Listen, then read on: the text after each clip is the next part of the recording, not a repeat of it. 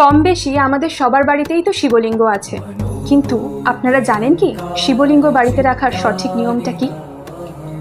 এটা হচ্ছে শিবলিঙ্গের জলাধারী দিক। এই দিকটা থাকবে উত্তর দিকে মুখ করে।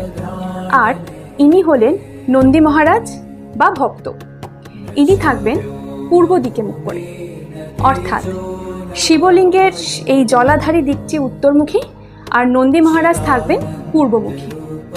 এরপর জেনে নেব এই জলাধারীর দিকটি কি ডিনোট করে।